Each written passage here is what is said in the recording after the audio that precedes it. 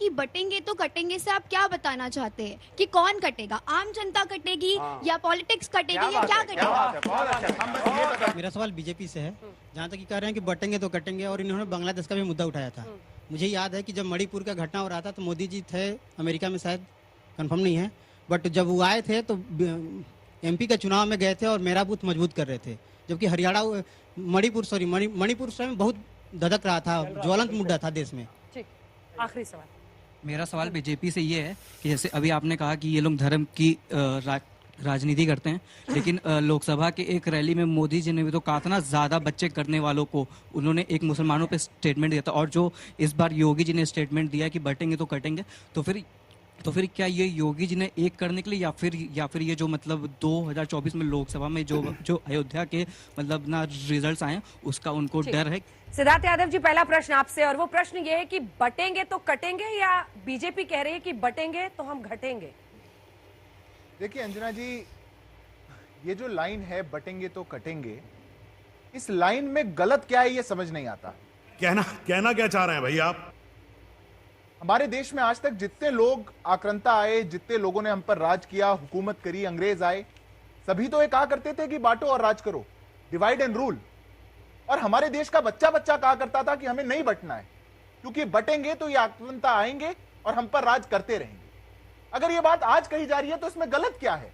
अच्छा, एक रहेंगे तो नेक रहेंगे, नहीं बांटना है जाति में। ये लोग जाति में बांट के इस देश को विभाजित करना चाहते हैं। और 2024 के पहले तो हिंदुओं की जाति पूछने की कांग्रेस को नहीं सूझी थी। अगर ये वोट के लिए नहीं है तो फिर क्यों है? क्योंकि आपको भी समझ में आ गया है कि हमें हिंदुओं का वोट चाहिए, हमें उसमें अगर जाति के आधार पर वोट मिलेगा तो हमारे लिए आसान होगा जीतना। तो रुको जरा, सबर करो। देखिए, इसमें धर्म और जाति की बात ही नहीं है। आपको याद होगा 2014 से पहले स्कूलों में, कॉलेजों में कविताएं गाई जाती थी कि हिंद देश के निवासी सभी जन एक हैं, रंग रूप भेष भाषा चाहे अनेक है।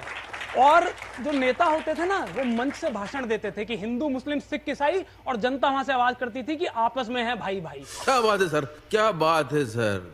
जब से 2014 के बाद से, जब से ये लोग आए हैं, तब से नारे कैसे होते हैं? एक कहता है कि गोली मारो सालों को, मैं माफी चाहता हूं, मेरी माताएं बहनें बैठी हैं, बेशर्मो, शर्म करो, शर्म। ये लेकिन केंद्रीय मंत्री ने ऐसे शब्द कहे।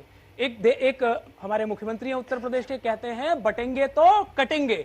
ये स्तर हो गया भारतीय जनता पार्टी का, ये राजनीति का स्तर हो गया है।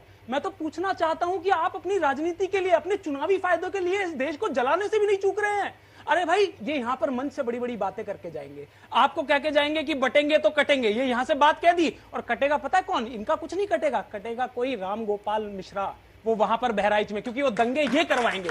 इसकी मौका आपने, और क्योंकि आज तक के चैनल ने ही दिखाया, यूपी तक ने दिखाया कि कैसे जो दंगाई थे, उन्होंने कहा कि पुलिस ने हमें कहा था 2 घंटे का समय है, 2 घंटे से ज्यादा अगर समय मिल जाता तो पूरा का पूरा जिला जला देते।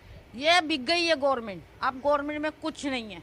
आप सोचिए, एक वीडियो आप ही के चैनल ने दिखाया था, सीओ यानी कि डिप्टी एसपी यूं हाथ बांध के खड़ा हुआ है और सामने 2-3 दंगाई दंगा कर रहे हैं। इनकी मंशा थी कि कैसे ही राजनीति में इनको फायदा हो जाए, चाहे हमारा मिश्रा मिले मरे, कोई यादव मरे, कोई कुम्हार मरे, इन्हें कोई फर्क नहीं पड़ता। तुम्हें शर्म है? कुछ शर्म आया है? और आप एक बात पूछे ना अंजना जी, आज ये जो कह रहे हैं कि बटेंगे तो कटेंगे, ये इन्हें हरियाणा में क्यों याद आया?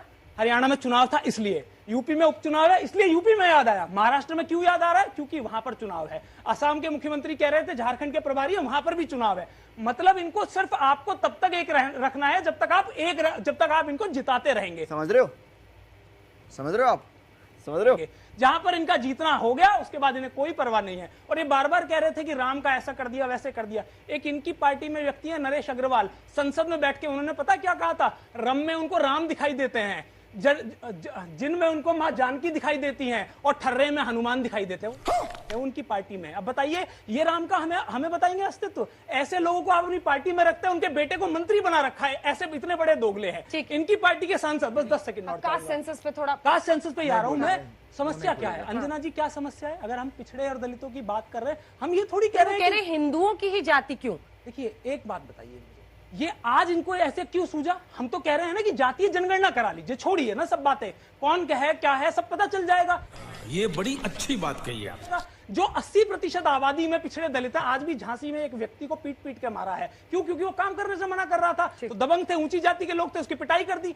ये जाति की सच्चाई है जो देश को माननी पड़ेगी। Not bad. Now you. Bharatiya Janata party के साथ दिक्कत क्या होगी? इनके साथ अगर डिबेट करोगे ना तो पूछेंगे अगर थोड़ी देर के लिए अब शांत हो जाओ, तो मैं बोलता हूँ मैं कुछ सोच रहा था। सोच रहे थे भदौरिया जी, देखिए क्या सोच रहे थे, क्या सोच रहे थे बताइए बताइए। मैंने कहा मैं सोच रहा था देश में नफरत फैलाना चाहते हैं, नफरत फैलाना चाहते हैं। अरे भाई मैं कह रहा हूँ नफरत ज्यादा हो गई है भाई। सुनो भाईगिरी नहीं चलेगी इस देश में, भाईगिरी माफियागिरी नहीं चलेगी। तू समझा? हाँ। नहीं तू समझा नहीं। सामने खड़ी है, मैं उनको प्रणाम करता हूं और उनकी पीड़ा समझता हूं। उन्होंने वाकई में जो राष्ट्र के प्रति उनकी चिंताएं हो सकती हैं, उन्होंने लेकिन जितना ज्ञान है उसके हिसाब से बात करी। उन्होंने कहा कि पार्लियामेंट में ऐसा कहा गया, वो बिल्कुल माताजी मैं आपसे आग्रह करूंगा उस वीडियो को खोल के देखिएगा। वो स्टेटमेंट आपने बीजेपी वाला देखा जो काट के भेजा है ना लोगों ने, वो लोगों को व्हाट्सएप में वो भेजा। बस हवा निकल गई। अब आप रुक जाइए, मैं बीच में नहीं बोला। आपने कहा ना राष्ट्र बिल्कुल सही बात है। राष्ट्र जो है एक इस देश के कण कण से मिलके बनता है राष्ट्र, एक व्यक्ति से मिलके बनता है राष्ट्र। अकेला हिंदू राष्ट्र नहीं है, मुसलमान भी राष्ट्र है, बुद्ध भी राष्ट्र है, जैनी भी राष्ट्र है, हमारी जो नदियां हैं वो भी राष्ट्र है, पहाड़ है वो भी राष्ट्र है। एक जो कण इस भारत का है वो राष्ट्र है, और उस राष्ट्र में यदि आप एक भी हिस्से को हिलाएंगे ना तो हमें तकलीफ होगी।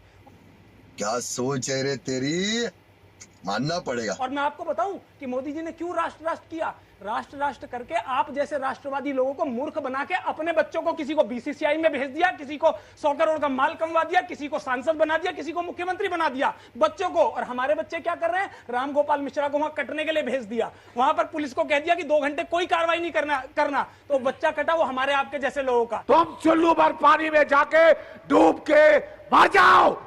और राष्ट्र के नाम पे मलाई किसने खा ली? इन जैसे लोगों ने, भाजपा के लोगों ने। ये तो बिल्कुल सच बात है कि भाई संसाधन का महत्व होता है चुनाव में। 8,000 करोड़ रुपए इलेक्टोरल बॉन्ड से आया है इनके पास, तो भाई निश्चित तौर पर हम मेहनत करें। हम तो मुद्दा हमारे बस की नहीं है कि हम हिंदू मुसलमान करें या भाई से भाई को काटें। हम आज भी बेरोजगारी पर, महंगाई पर और इन मुद्दों पे चुनाव लड़ेंगे।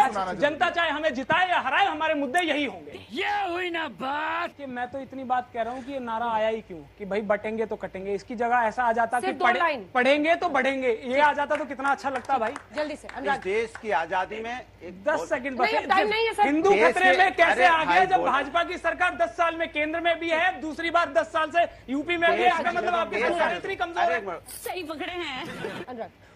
हमें अच्छी तरह याद है, देश की आजादी में हिंदू मुस्लिम सिख ईसाई सब ने मिलकर देश को आजाद कराया था। इस देश पे सबका उतना ही अधिकार है, सभी का देश पे बराबरी का अधिकार है। भारतीय जनता पार्टी सिर्फ और सिर्फ हमें आपको बांट के सत्ता पाना चाहती है। देख रहा है विनोद। देखिए, बटने कटने की बात करने वाले रोएंगे और पढ़ने लिखने की बात करने वाले हंसेंगे। इसी की